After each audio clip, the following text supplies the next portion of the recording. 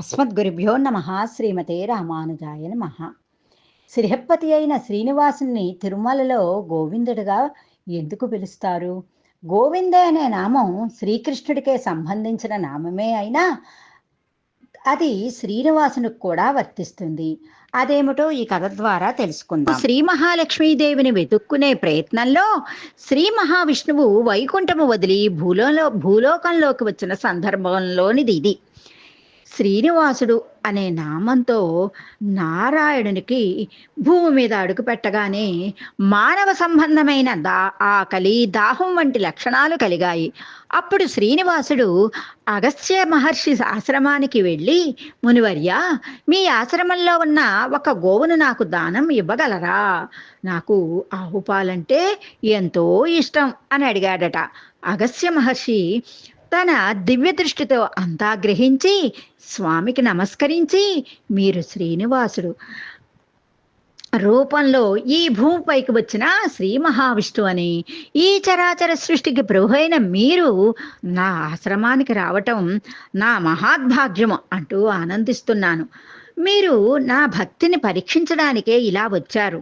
కానీ స్వామి, మీరు దంపతి సమేతంగా వచ్చినప్పుడు మాత్రమే నా గోశాలలో పవిత్రమైన గోవుని నీకు తప్పక దానమిస్తాను అని అన్నాడు. అప్పుడు శ్రీనివాసుడు తప్పక మీ మాటను అంగీకరిస్తాను అని చెప్పి వెళ్ళిపోయారు.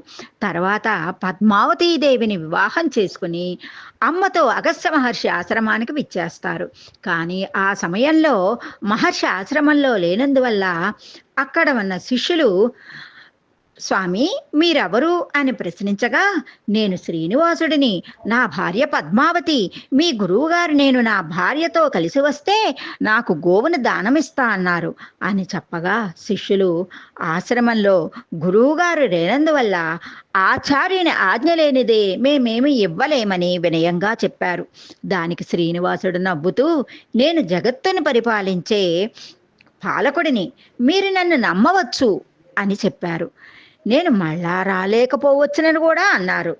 కనుక మీరు మీ గురువు గారిపై గౌరవంతో నాకు ఆవు ఇప్పుడే ఇవ్వండి అన్నారు. కానీ శిష్యులు, స్వామి మీరు జగత్కర్తే, కానీ మాకు గురువుగారి ఆజ్ఞ లేనిదే మేమేమీ చెయ్యలేము అన్నారు. అప్పుడు శ్రీనివాసుడు నవ్వుతూ, మీ గురుభక్తికి నేనెంతో సంతోషిస్తున్నాను. నేను మీ ఆచారాన్ని గౌరవిస్తాను. నా భార్యతో కలిసి వచ్చానని చెప్పండి అని వెళ్ళిపోయారు. కాసేపటికి అగస్త్య మహర్షి తిరిగి వచ్చి జరిగిన విషయాన్ని తెలుసుకుని ఎంతో విచారించారు. అయ్యో, లక్ష్మీదేవితో వచ్చిన నారాయణునికి నేను గోవు ఇవ్వలేకపోయానని బాధతో గోవుని తీసుకుని ఆ స్వామి వెళ్ళిన వైపు పరుగులు తీస్తూ వెళ్ళారు. కాస్త దూరంలో స్వామివారిని చూసి, స్వామి గోవు ఇందా అని పిలుస్తున్నారు. తెలుగులో గోవు అంటే ఆవు, ఇందా అంటే తీసుకోండి అని అర్థము.